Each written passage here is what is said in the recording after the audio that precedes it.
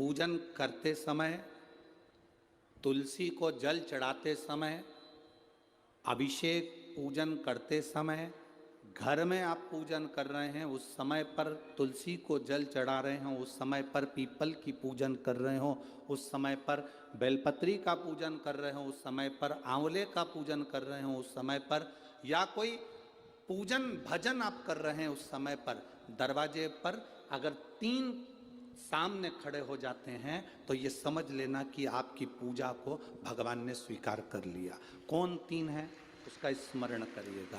पहला, पूजन करते समय, भगवान की आराधना करते समय अंदर मंदिर में अपने घर में बैठकर आप भगवान निहला रहे हैं, भगवान की पूजन कर रहे हैं, अर्चना कर रहे हैं, सेवा कर रहे हैं, माला जाप कर रहे हैं, पूजन अर्चना कर रहे हैं, तुलसी को जल चढ़ा रहे हैं, उस समय पर 3 का दर्शन अगर आपको हो जाता है, आपके दरवाजे पर अगर आ जाते हैं तो आपका समझ लेना पूजा स्वीकार हो गया।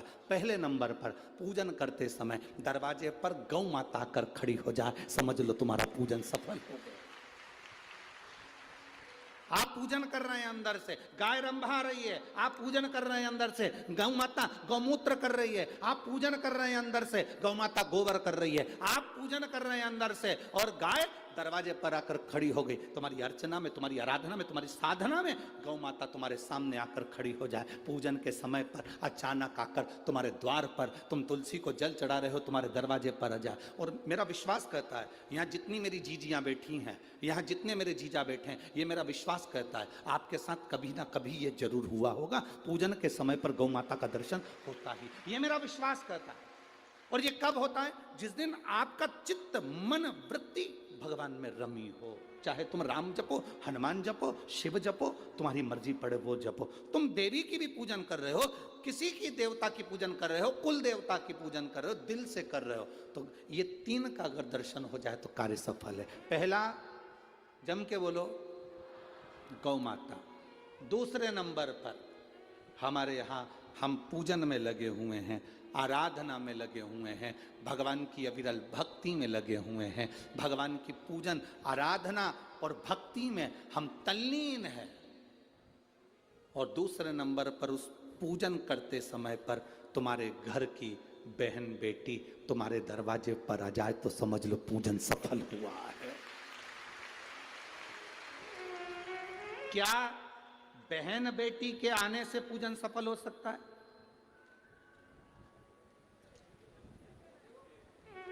कहां लिखा हुआ है महाराज जी? आप इतनी बड़ी बड़ी बातें कहते हो। पूछने वाले पूछ सकते हैं, कहने वाले कह सकते हैं, आपने कैसे कह दिया कि बहन बेटी के आने से सफल हो जाता कार्य? तो आप उठाओ, हिमालय राज का बेटा बाणासुर से दोस्ती कर लेता, माता पार्वती का भाई बाणासुर से दोस्ती कर लेता है, और दोस्ती कर लेता है तो उसके चुंगल में फंस जाता है, बाणासुर के चुंगल में। भाई संकट में आ जाता है। आज हिमालय राज और मैनावती दोनों बैठकर भगवान की आराधना कर रहे थे, इतने में पार्वती का आगमन हो जाता है। पार्वती ने आते से ही देखा, पिताजी आप आराधना कर रहे हो, पूजन कर रहे हो, किस लिए, क्यों? मैनावती ने कहा तेरा भाई संकट में घिरा हुआ है। पार्वती ने कहा क्यों चिंता करते हो, क्यों चिंता करते हो? पिताजी मैं आई हूं ना, चिंता मिटा दूंगी, चिंता मिटा दूंगी, आप चिंता ना करें। क्या हुआ? बाणासुर तेरे भाई को कष्ट दे रहा। बेटी पार्वती ने संकल्प ले लिया, उस बाणासुर का अंत मैं करूंगी। ना भगवान ब्रह्मा बाणासुर को मार सके, ना भगवान कृष्ण बाणासुर को मार सके। बाणासुर की कन्या भगवान कृष्ण के पास में, वहां उनके पौत्र के पास में गई, भगवान कृष्ण का युद्ध बाणासुर के साथ हुआ, 1000 भुजा, तो बाणासुर को भगवान कृष्ण नहीं मार सके। बाणासुर को न नारायण मार सके, न ब्रह्मा मार सके, बाणासुर को न शंकर मार सके, क्योंकि शिव ने तो वर दिया था। बाणासुर को केवल मारा है तो माता पार्वती अर्ध कुंवारी बनकर संहार कर कर चली जाती। कोई तुमसे पूछे कि सियोर वाले महाराज ने कहा कि बहन बेटी के पूजन करते समय अगर बहन बेटी आ जाती है, पूजन करते समय हमारे घर की बहन बेटी, तुम्हारे कुल की बहन बेटी, तुम्हारे घर की बहन बेटी तुम्हारे दरवाजे पर आ गई, भले तुम उसको कुछ दो मत दो, पर बहन बेटी अगर तुम्हारे पूजन के समय पर तुम्हारे क्यों क्यों आप लोगों के ऐसा नियम है कि नहीं हमको नहीं मालूम, हमारे यहाँ तो ऐसा नियम है कि जब भी घर में कोई बड़ा आयोजन होता है, शादी होती है, फंक्शन होता है, कोई उद्यापन होता है, कोई चीज़ बड़ी करते हैं, तो सबसे पहले फ़ोन बहन बेटी को लगाते हैं कि हमारी बहन हमारे यहाँ आए, हमारी बेटियाँ, हमारी नंदे हमारे यहाँ आए, हमारी बुआ हमारे यहाँ आए। अब पूछोगे गुरुजी ये प्रसंग बहन बेटी को बुलाने का तो भगवान कृष्ण के यहां से चालू हुआ।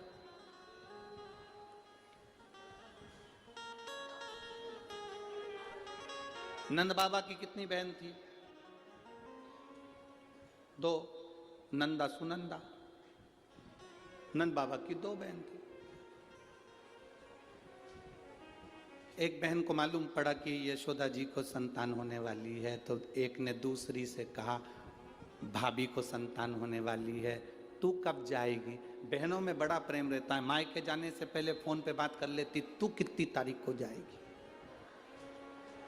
वो बोलती है कि मैं इतनी तारीख, तो मैं थोड़ा सा बाद में आ जाऊंगी, तू चली जाना फिर मैं आ जाऊंगी। हो अब भाभी को कोई नहीं है संभालने वाला, तो जापा तो अपने को ही संभालना पड़ेगा, डिलीवरी तो अपने को ही देखना पड़ेगी। एक काम कर, 15 दिन पहले तू संभाल लेना, 15 दिन बाद मैं संभाल लूंगी। हाँ ठीक है। नंदा सुनंदा दोनों ने आपस में बात कर ली कि भाभी को संतान हो तो तू चल। तो आ गई नंदा, नंद बाबा की बहन नंदा आकर घर में रहने लगी, और भाभी को जब जापा हुआ तो सबसे पहले नंदा भगवान को हाथ जोड़कर कहती है, बाबा ऐसी कृपा करना, ए बाबा ऐसी कृपा करना, मेरे भैया की यहाँ 60 साल के बाद तो औलाद हो रही है, तो ऐसी कृपा करना कि उनके घर में लड़का हो जाए। और नंदा हाथ जोड़ती जोड़ती जोड़ती जोड़ती यशोदा जी के कक्ष में गई, और जो कक्ष में गई जाकर जो दर्शन करा तो लाला का दर्शन था। नंदा खुश हो गई, थाली उठाकर बजाने लगी कलदार से, और एक थाली को उठाकर उस नंदा ने बजाया, थाली को उठाकर। कांसे की थाली, पीतल की थाली, तांबे की थाली, जिसके घर में बजती थी उसके घर में शुभ संदेश आता था। आज के जमाने में स्टील बजता है।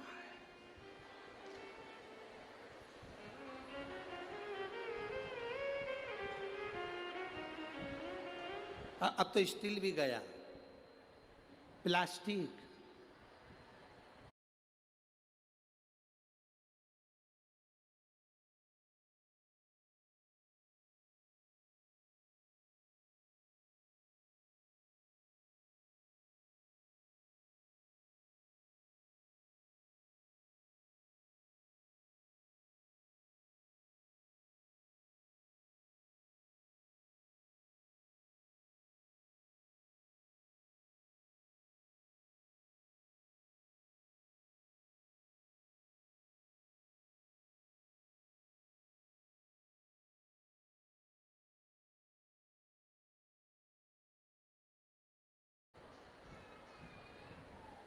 अब वो बजता है, जिसके घर में तांबे की थाली, पीतल की थाली, कांसे की थाली। इसलिए मंदिर में आप लोग, हम लोग तो कहें आप लोग मंदिर जाते होगे तो मंदिर में जो घंटाल बंदे रहते हैं वो तांबा, पीतल और उस कांसे के बंदे रहते हैं, उसको लकड़ी से बजाते हैं। क्यों बजाते हैं? उसका कारण क्या है? उसका कारण क्या है? जितने लोग आरती में सम्मिलित होते हैं, तांबा, पीतल, कांसा मंदिर में इसलिए बजाया जाता है, जितने लोग आरती में आए हैं इनके घर में खुशियां प्रवेश कर जाए, इनके घर में भी आनंद की अनुभूति हो जाए। अब आजकल के ज़माने में तांबा, पीतल, कांसा बजाते नहीं हैं। आज के ज़माने में तो जरा सी देर में बस बच्चा हुआ है, सूचना मिल गई, बैंड बाजा बजवा दो, ढोल नगाड़े बजवा। नंदा ने थाली बजाई थी और फिर आवाज आई थी, नंद घर आनंद, नंद घर आनंद भयो। फिर आवाज आई, लगा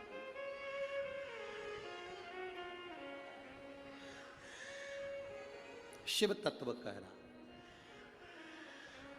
पूजन करते समय, भजन करते समय, स्मरण करते समय, आराधना करते समय, भगवान को भजन करते समय, तुलसी को जल चढ़ाते समय अगर ये 3 का आना तुम्हारे दरवाजे पर हो जाए, समझ लो तुम्हारा पूजन सार्थक हो गया, तुम्हारा भजन सार्थक हो गया।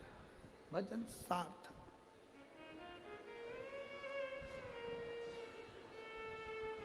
अब आज सुबह की हम आपको बताएं, एक तो महाराज जी ने कमरा भी ऐसी जगह दिया है कि जहां सबकी आवाज हमको सुनाई दे जाए।